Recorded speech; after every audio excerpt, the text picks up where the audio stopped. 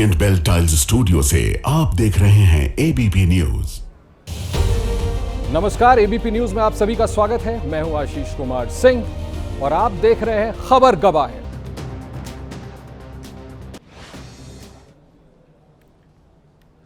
उत्तर प्रदेश के बरेली में बॉलीवुड एक्ट्रेस दिशा पाटनी के घर पर फायरिंग के बाद लगातार नए खुलासे हो रहे हैं और अब लग रहा है ये पूरा विवाद दिशा पाटनी का परिवार वर्सेस सनातन और गैंगस्टर के बीच होता जा रहा है।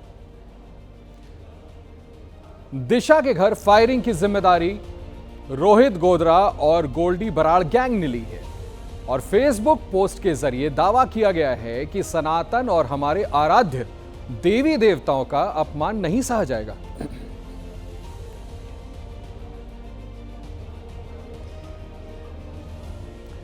इस बीच दिशा पाटनी के घर पर हुई फायरिंग विवाद में कथावाचक धीरेन्द्र शास्त्री की भी एंट्री हो गई है और उन्होंने कहा है कि संतों पर शब्दों का प्रहार करना मूर्खतापूर्ण है।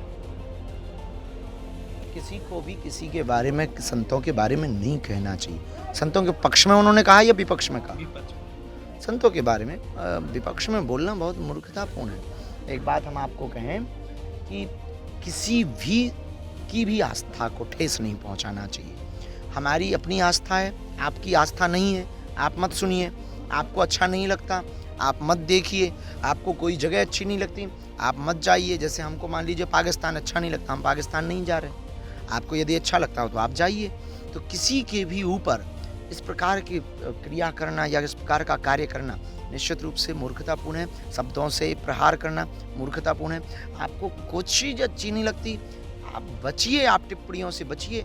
हमें कोई भी चीज़ अच्छी, जैसे हम राजनीति से हमारा लेना देना नहीं तो हम कोई भी बयान नहीं देते हैं। आपने सुना धीरेन्द्र शास्त्री क्या कह रहे थे। दरअसल दिशा पाटनी के घर पर फायरिंग के बाद लॉरेंस बिश्नोई के दो साथी रोहित गोदारा और गोल्डी बराड़ ने फेसबुक पर एक पोस्ट लिखी है। उस फेसबुक पोस्ट में लिखा है कि संत प्रेमानंद महाराज और कथावाचक अनिरुद्धाचार्य महाराज पर टिप्पणी से नाराज होकर फायरिंग को अंजाम दिया गया। यह सिर्फ एक ट्रेलर है, अगली बार ऐसी हरकत दोहराई गई तो किसी को जिंदा नहीं छोड़ा जाएगा। इस पोस्ट के आधार पर संत समाज के लोग ये कह रहे हैं कि संतों के खिलाफ सोच समझकर बोलना चाहिए। वहीं इस मामले में दिशा पाटनी के पिता जगदीश पाटनी ने कहा कि उनकी बेटी खुशबू के बयान को तोड़ मरोड़ कर पेश किया गया। दिशा पाटनी जी के पिता हमारे साथ हैं, उनके घर पर फायरिंग हुई है, उनसे हम बात करते हैं। रिटायर्ड डिप्टी एसपी हैं। सर ये बताइए क्या घटना हुई है? आपके घर पर फायरिंग हुई है, रात में जो बाइक सवार आए थे, क्या घटना क्या हुई है और उसके बारे में आप लोग क्या मान रहे हैं? घटना के बारे में तो आपने कल मेरे ख्याल से न्यूज़ में भी आपने देखे लगा, आप लोगों ने भी न्यूज़ चलाया है, पेपर में भी आ चुका है। घटना तो हुई है 3:30 से 4 बजे का समय है। 2 अज्ञात व्यक्ति थे। अब उसके बारे में अभी पुलिस छानबीन कर रही है। अभी तक किसी निष्कर्ष पे वो नहीं पहुंची है। कल एसएसपी सर का भी स्टेटमेंट आया था कि उन्होंने इस घटना के क्रम में कई टीमें चारों तरफ लगा रखी है। अपनी एसओजी लगा रखी है, विजिलेंस टीम लगा रखी है, सर्विलांस टीम लगा रखी है, एसपी ट्रैफिक काम कर रहे हैं, वो सब कैमरे देख रहे हैं। एसपी सिटी लगातार मुँह से संपर्क बनाए हुए हैं और कल इवन देन सीओ और इंस्पेक्टर सब यहाँ पे मौजूद थे। तो घटना बहुत जल्दी वो लोग खोल लेंगे। घटना के समय घर में कौन कौन था? सभी थे घर में। जो मेरा परिवार में भतीजा रहता, ताई रहती हैं, 5-6 लोग थे घटना के समय में। तो जब रात में फायरिंग हुई है तो आप लोग जाग गए थे उस वक्त? हाँ, मेरे पास डॉगी है और डॉगी मेरा बिल्कुल इस तरह है कि वो तुरंत हम लोग को अलर्ट कर देता। हम लोग अलर्ट हो गए थे। तो निशान क्या फायर के कुछ हैं? ये जो निशान है सामने? हाँ, ये आपने देख ही लिए हैं। इतनी जल्दी तो मैं निशान नहीं मिटाऊंगा, आपने देखे हैं। अच्छा, तो बेटी से बात हुई दिशा से? वो तो मुंबई होंगी? जी, वो मुंबई नहीं है, वो बाहर है कहीं। अच्छा, हाँ, दिशा से इस संबंध में कोई लेना देना नहीं है। मेरे सहयोगी उबैदुर रहमान बात कर रहे थे दिशा पाटनी के पिता से। आपने सुना उनका क्या कहना था। इस विवाद की शुरुआत हुई कहां से थी? इस विवाद की शुरुआत हुई थी दिशा पाटनी की बहन खुशबू पाटनी के एक बयान से। खुशबू पाटनी ने कथावाचक अनिरुद्धाचार्य के लिव इन वाले बयान पर प्रतिक्रिया दी थी। पहले वो बयान आपको सुना देते हैं। कहता है कि 25 साल मतलब 25 साल से जो लड़कियां हैं, 25 साल के ऊपर वाली लड़कियां हैं, सारी नहीं, कुछ जो लिव इन में रहती हैं, वो मुंह मार के आती हैं। 4-5 लड़कों का मुंह मार के आती हैं। अगर ये मेरे सामने होता ना, मैं इसको समझा देती कि मुंह मारना क्या होता है। I would have made him understand clear and these are anti-nationalist lot. You should never be supporting such highest order. All the of the society, all the of the society is following this. Remember, he is saying लड़कियां live in में होती मुंह मार के आती. उसने ये क्यों नहीं बोला जो लड़के लिव इन में रहते हैं वो भी मुंह मार के आते हैं? क्यों नहीं बोला उसने? क्या कि लड़की अकेले लिव इन में रहती है? और लिव इन में रहना क्या गलत है भैया? क्या गलत है? अगर शादी करके पूरा बर्बाद करके एक दूसरे के घरों को, उससे बेटर अगर जो इंसान दिमाग लगा रहा है कि माँ बाप ने शादी करके ड्रामा मार रखा है, उससे पहले मैं खुद जाके देख लूं भाई ठीक है ठीक नहीं है, उसमें क्या गलत है? तो हमने आपको खुशबू पाटनी का वो बयान दिखाया. अब ये जानना भी जरूरी है कि कथावाचक अनिरुद्धाचार्य ने क्या कहा था, जिस पर दिशा पाटनी की बहन खुशबू पाटनी ने प्रतिक्रिया दी थी, जो हमने आपको अभी सुनाया. लड़कियां लाते हैं 25 साल की. अब 25 साल की लड़की 4 जगह वो मुंह मार चुकी होती है, सब नहीं पर बहुत. तो वो 25 साल की जब तक आती है तो पूरी जवान होके आती है. जब जवान होके आएगी तो स्वाभाविक है कि वो अपनी जवानी कहीं ना कहीं तो वो उसकी जवानी फिसल जाएगी या जाएगी. जैसे कि अभी एक लड़के के संग हनीमून मनाने गई, परंतु वो किसी और के साथ वो रह चुकी थी, उसके साथ चक्कर था. तो ये था अनिरुद्धाचार्य का बयान जो हमने आपको दिखाया. हालांकि दिशा पाटनी की बहन ने यह साफ कह दिया था कि उन्होंने जो भी कहा उसमें कभी भी प्रेमानंद जी का नाम उन्होंने नहीं लिया था. अनिरुद्धाचार्य के लिव इन वाले बयान पर सवाल उठाए थे. अनिरुद्ध आचार्य ने 25 साल की लड़कियों के लिए कुछ अपशब्द शब्द बोले, जो एक सामाजिक जीवन में धर्मगुरु के द्वारा बोले गए शब्दों की मान्यता में कारगर साबित नहीं हो सकते. उन शब्दों के खिलाफ मैंने कुछ शब्द बोले और उसके लिए काफ़ी ज़्यादा ट्रोलिंग हुई, काफ़ी अलग लेवल पे उस वीडियो को ले जाया गया. चलिए कोई बात नहीं, जब बोला है तो बोला है. लेकिन कुछ ही घंटों में एक अलग चेहरा देखने को मिलता है, जहां पर प्रेमानंद महाराज जी लड़कियों के लिए कुछ बोल रहे हैं किसी वीडियो में, और मेरी वीडियो जो अनिरुद्ध आचार्य जी के साथ थी उसको काट के उनकी वीडियो के साथ लगा दिया जाता है और ये टाइटल दिया जाता है कि प्रेमानंद महाराज जी के लिए मैंने टिप्पणियां दी. जब ये पूरा इंसिडेंट हुआ उस समय ना ही मैंने ये वीडियो देखी थी, ना ही मुझे उसके बारे में कुछ पता. ये पूरी वीडियो मैंने अनिरुद्ध आचार्य के लिए बनाई थी. अनिरुद्ध आचार्य के लिए आप मुझे बोल सकते हैं कि हाँ मैंने बोली, मैं बिल्कुल उसको लेने को तैयार हूं. लेकिन प्रेमानंद महाराज जी के लिए मेरे मुख से एक शब्द नहीं निकला. खुशबू पाटनी का यह ताज़ा बयान हमने दिखाया, जिसमें वो कह रही हैं कि उनका कहना कुछ था, उसका तात्पर्य कुछ निकाला गया, किस तरह से पेश किया गया. आगे बढ़ते हैं, आपको बताता हूं. लेकिन दिशा पाटनी के घर पर हमले के बाद रोहित गोदारा गैंग और गोल्डी ब्राड ने जो धमकी दी है उसमें अनिरुद्धाचार्य और प्रेमानंद दोनों का नाम लिया है. इन लोगों ने अपनी पोस्ट में कहा कि खुशबू पाटनी, दिशा पाटनी के घर फायरिंग हमने कराई है, इसने हमारे पूज्य संतों का अपमान किया है. यह लिखा है उन लोगों ने. प्रेमानंद जी महाराज, अनिरुद्धाचार्य जी का अपमान किया, हमारे सनातन धर्म को नीचा दिखाने की कोशिश की, हमारे आराध्य देवी देवताओं का अपमान नहीं सहा जाएगा. ये सारी बातें लिखी हैं इन लोगों ने. दिशा पाटनी के घर पर हुआ यह हमला तो सिर्फ एक ट्रेलर है. हमारे धर्म के प्रति अभद्रता दिखाई तो किसी को जिंदा नहीं छोड़ेंगे.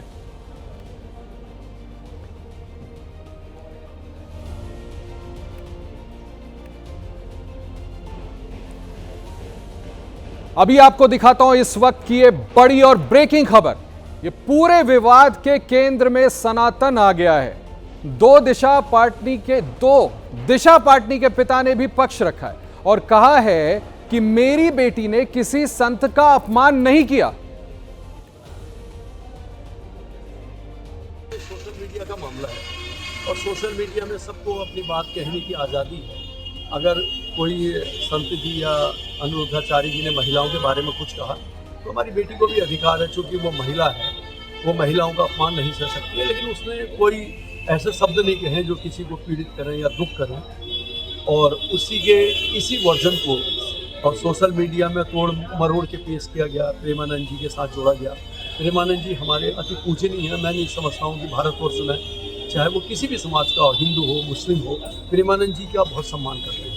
और प्रेमानंद जी हमारी संस्कृति की धरोहर है, हम तो बचाए रखे हुए हैं. अगर प्रेमानंद जी को अगर ये बात हट हुई है तो मैं तो पूरे परिवार की ओर से उनको दंडवत प्रणाम भी करता हूँ. और मेरी तो इच्छा भी थी कि मैं कभी ऐसा मौका मिले तो प्रेमानंद जी के दर्शन भी करूँ.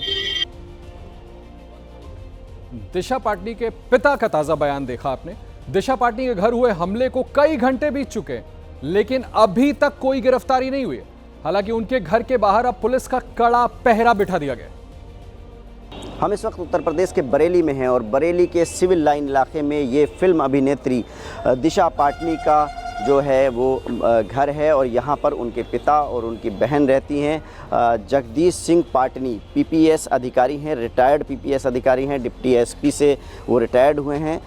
जो दिशा पाटनी हैं उनके पिता हैं जगदीश सिंह पाटनी। और यहाँ पर इस मकान पर शुक्रवार की सुबह सवेरे लगभग 3:30 से 4 बजे के दौरान मोटरसाइकिल पर सवार 2 अज्ञात बदमाश आते हैं और फायरिंग करते हैं, अंधाधुंध फायरिंग करते हैं। जो मकान के जो बिल्डिंग है उस पर आप देख सकते हैं कि जो फायरिंग के निशान हैं वो साफ दिखाई दे रहे हैं, कई निशान हैं। बरेली पुलिस ने दिशा पाटनी के परिवार की सुरक्षा के मद्देनज़र पुलिस के जवान जो हैं वो तैनात कर दिए हैं। यहाँ पर अब दिन रात पुलिस का पहरा है। आप देख सकते हैं कि जो जवान हैं वो यहाँ पर घर के बाहर बैठे हुए हैं। अंदर भी एक सुरक्षाकर्मी है उनके घर के। और ये सिविल लाइन इलाके में 40 नंबर की कोठी है। एक ही घर में प्रसिद्ध फिल्म कलाकार, पूर्व डीएसपी, उनके पिता, उनकी बहन पूर्व सेना के अधिकारी, उसके बावजूद घर पर इतना बड़ा हमला हो जाता है। निश्चित तौर पर सुरक्षा को लेकर के सवाल तो उठते हैं, लेकिन पुलिस वहां पर जो बड़े अधिकारी हैं उनका कहना है कि जल्द से जल्द धरपकड़ उन लोगों की जाएगी जिन्होंने ये हमला किया। आगे बढ़ता हूं बुलेटिन में, बात करते हैं राजस्थान के हनुमानगढ़ की। राजस्थान के हनुमानगढ़ में दिल दहला देने वाली वारदात सामने आई है, जहां पर संगरिया इलाके में एक बदमाश ने विकास नाम के व्यक्ति के ऑफिस में घुसकर उसकी गोली मारकर हत्या कर दी, जिसका सीसीटीवी फुटेज आप सामने स्क्रीन पर देख रहे हैं वो सामने आ गया है। और इसमें आरोपी विकास नाम के व्यक्ति पर गोलियों की बौछार करता दिखाई दे रहा है। सीसीटीवी फुटेज में साफ दिख रहा है कि कैप लगाए ये युवक विकास के दफ्तर में दाखिल होता है, उसके पास आता है, उससे कुछ बात करता है और फिर बगल से पिस्टल निकालता है और विकास पर ताबड़तोड़ फायरिंग करने लगता है। ये तस्वीरें आपके सामने जो हम आपको दिखा रहे हैं। इस वारदात को बाइक पर आए 2 बदमाशों ने अंजाम दिया था और इस मर्डर की जिम्मेदारी लॉरेंस बिश्नोई गैंग ने ली थी।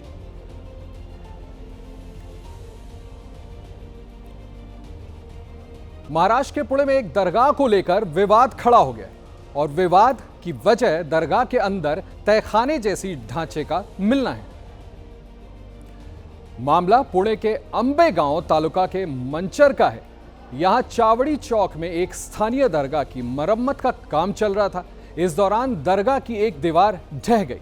दीवार के अंदर एक तहखाने जैसा ढांचा मिला, जिससे इलाके में अफरा तफरी मच गई और देखते ही देखते हिंदू और मुस्लिम पक्ष आमने सामने आ गए।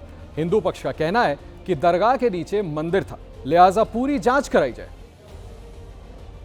खबर मिलते ही फौरन मौके पर आला अफसरों समेत पुलिस प्रशासन की टीम पहुंची और दोनों पक्षों को समझा बुझाकर शांत कराया गया। वहां चल रहे निर्माण कार्य को रोक दिया गया है। जानकारी के अनुसार स्थानीय नगर पालिका परिषद ने मरम्मत के लिए लगभग 60 लाख रुपए मंजूर कर लिए, लेकिन अब प्रशासन ने साफ कर दिया कि कोर्ट के आदेश तक वहां कोई निर्माण नहीं होगा। एक ओर हिंदू पक्ष दरगाह के नीचे मंदिर होने का दावा कर रहा है, तो दूसरी ओर मुस्लिम संगठन मंदिर होने के दावे को पूरी तरह से खारिज कर रहे हैं। ऐसे में अब सबकी नजर इस बात पर है कि इस विवाद का नतीजा आखिर क्या होगा, लेकिन तब तक सामाजिक सद्भाव बनाए रखना प्रशासन के सामने सबसे बड़ी चुनौती है। दरगाह का काम मतलब जो वास्तु है उधर उसका काम चालू था। उसका काम चालू रहते समय उसका जो आगे के 2 प्लेयर थे वो गिर गए। गिर जाने के बाद जो नीचे जो हमारे हिंदू की देवली निकली। जो हमारे जो बुजुर्ग है वो बोलते थे इधर अपना मंदिर था, तो हमने पूछा उधर कि ये आप हमको खुला करके दिखाओ, थोड़ी ही मिट्टी बची है उधर, आधा फुट भी निकला तो वो क्लियर हो जाएगा सब। कम से कम 500 एकड़ तक का एरिया इन मुस्लिमों के जरिए वक्फ बोर्ड के जरिए यहाँ अतिक्रमित किया हुआ है। हमें तो 100% श्योरिटी कि उसके नीचे हिंदू वास्तु है। दरगाह का कम से कम 400 साल पहले मोहम्मद मदनी जो यहाँ पर आके स्थायिक हुए थे और वो उनका ये मज़ार है। बारिश जोर से होने की वजह से सामने के जो पिलर थे वो नीचे आ गए और नीचे आने के बाद में उनकी जो कब्र है नीचे, वो कब्र का निशान जो है वो ओपन हो गया और उसकी वजह से कुछ लोगों ने, जो अशांतता फैलाने वाले जो लोग हैं, उन लोगों ने अशांतता फैलाने की कोशिश यहाँ पे की है और इसको गलत तरीके से पेश करने की कोशिश की है। बेहतर होगा ये हिंदू मुस्लिम विवाद में ना पड़ा जाए, आपसी जो सांप्रदायिक सौहार्द है उसको बना के रखें तो बेहतर होगा। आगे बढ़ता हूं, मध्य प्रदेश की बात करता हूं। मध्य प्रदेश के मुख्यमंत्री मोहन यादव ने आज मंदसौर में गांधी सागर फॉरेस्ट रिट्रीट का उद्घाटन किया। हालांकि इस दौरान जब वो हॉट एयर बलून में सवार हुए तो हॉट एयर बलून उड़ नहीं सका। दरअसल हवा तेज होने लगी, आग भड़कने लगी, इससे बलून में आग लगने का खतरा बढ़ गया। ऐसे में तुरंत सुरक्षा कर्मियों ने मुख्यमंत्री मोहन यादव को हॉट बलून से बाहर निकाला। हवा का प्रवाह जब रहता है उसमें बहुत आनंद से ऊपर उड़ता है, लेकिन ज़्यादा हवा होती तो पर्यटकों को सावधानी के लिए ये नीचे से अपनी ऊपर की गति नहीं ले पाता। वहीं इससे पहले मुख्यमंत्री मोहन यादव ने चंबल नदी में बोटिंग का आनंद लिया। इसके साथ ही मुख्यमंत्री ने पानी की लहरों पर बाइक बोट भी दौड़ाई। दरअसल मध्य प्रदेश सरकार ने मंदसौर में टूरिज्म को बढ़ावा देने के लिए गांधी सागर फॉरेस्ट रिट्रीट का विकास किया है और पर्यटकों को आकर्षित करने के लिए बोटिंग और हॉट एयर बलून जैसे एडवेंचर की शुरुआत की है। मध्य प्रदेश के मुख्यमंत्री मोहन यादव का रतलाम के एसपी को फटकार लगाने वाला वीडियो सोशल मीडिया पर वायरल हो रहा है, जिसमें मुख्यमंत्री मोहन यादव एसपी को इशारे में फटकाते नजर आ रहे हैं। दरअसल मुख्यमंत्री मोहन यादव रतलाम में खराब हुई फसल का जायजा लेने पहुंचे थे। तस्वीरें सामने, जब वो जायजा लेने के लिए पहुंचे, जहां पर लोगों की भीड़ ने उन्हें घेर लिया, जिसके बाद उन्होंने एसपी को इशारों में भीड़ को कंट्रोल करने को कहा। लेकिन जब एसपी मुख्यमंत्री का इशारा ही नहीं समझ पाए तो मुख्यमंत्री मोहन यादव ने उन्हें सबके सामने फटकार लगा दी। मतलब क्या रहेगा इस हिसाब से मैं ही कर लूं, फिर साइड हो जाओ आप, मतलब मेरे दो मिनट आपसे नहीं बन रहा तो छोड़ो, फिर नहीं से मैं तो हटाओ ना, फिर चलो पीछे चलो पीछे आ जाइए, चलिए हटिए वापस जाइए, पीछे आ जाओ। मुख्यमंत्री का इशारा नहीं समझ पाए तो डांट पड़ गई। प्रधानमंत्री नरेंद्र मोदी की आज की बड़ी खबर बताते हैं। प्रधानमंत्री नरेंद्र मोदी आज पूर्वोत्तर के दौरे पर हैं, ये सभी को पता है। मिजोरम के बाद प्रधानमंत्री मोदी आज मणिपुर पहुंचे। यहां जब प्रधानमंत्री मोदी इंफाल हवाई अड्डे पर उतरे तो वहां भारी बारिश हो रही थी। तस्वीरें आप देख रहे हैं कैसे हालात थे। ऐसे में चूड़ाचांदपुर तक हेलीकॉप्टर से जाना संभव नहीं था, जिसके बाद प्रधानमंत्री मोदी ने खुद ये फैसला किया कि वो सड़क मार्ग से ही चूड़ाचांदपुर जाएंगे। चूड़ाचांदपुर वो जगह मैं बता दूं जो जब से 2023 मई में वहां पर सांप्रदायिक आपसी टकराव शुरू हुआ था तो वो सबसे ज्यादा प्रभावित क्षेत्रों में से एक था। चूड़ाचांदपुर जाने का प्रधानमंत्री ने फैसला किया कि वो गाड़ी से जाएंगे, चाहे कितना भी समय लगे। करीब 1.5 घंटे की दूरी तय करके प्रधानमंत्री मोदी चूड़ाचांदपुर में कार्यक्रम स्थल पर पहुंचे। यहां प्रधानमंत्री मोदी ने करोड़ों की विकास योजनाओं की सौगात तो दी ही, साथ ही हिंसा प्रभावित जितने भी लोग थे उनसे वहां पर मुलाकात की। प्रधानमंत्री मोदी ने लोगों की तकलीफ को जाना। इस दौरान कुछ महिलाएं अपनी परेशानी बताते हुए भावुक भी हो गईं। इसके बाद इंफाल में भी प्रधानमंत्री मोदी ने हिंसा प्रभावित लोगों से संवाद किया। यहां भी हिंसा पीड़ित महिलाएं और छात्राएं प्रधानमंत्री मोदी के सामने हालात को बयां करते वक्त रो पड़ी। तस्वीरें हम आपको साथ में दिखा रहे हैं कि कैसे लोगों की आंखों में आंसू आ गए। प्रधानमंत्री ने पूरी संवेदनशीलता के साथ इन सभी लोगों की तकलीफ जानी। इनको देखें आप, उनकी आंखों से दर्द उनका साफ झलकता है। ये तस्वीरें हैं आपके सामने जो हम आपको लगातार दिखा रहे हैं, किस तरह से प्रधानमंत्री ने इन लोगों की तकलीफ भी जानी।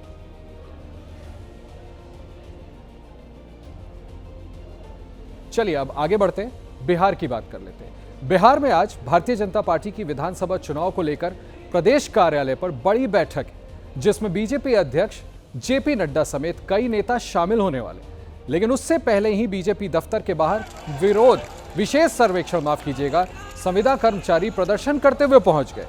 प्रदर्शन कर रहे कर्मचारियों की मांग है कि उनकी बर्खास्तगी खत्म की जाए और नियमित नौकरियां दी जाए।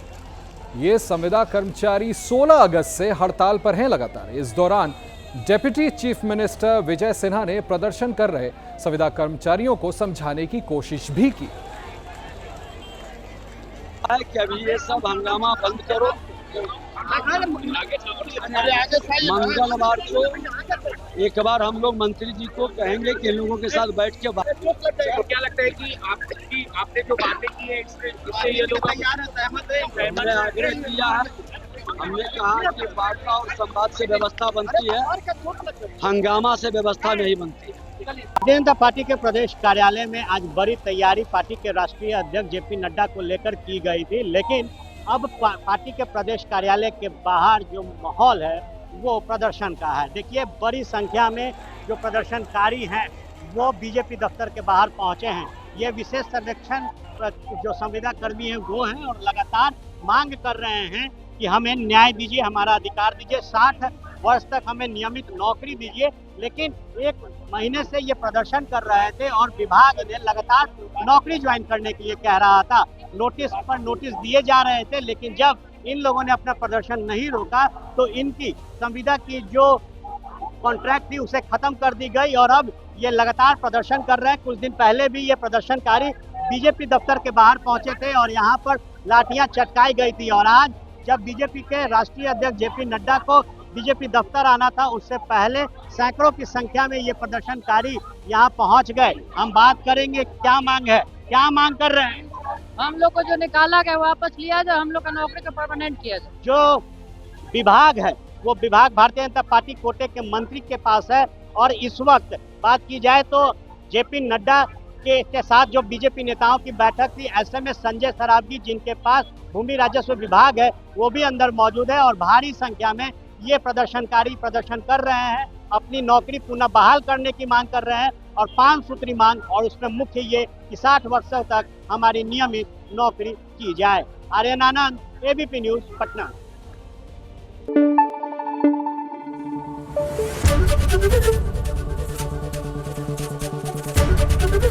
एबीपी न्यूज आपको रखे आगे।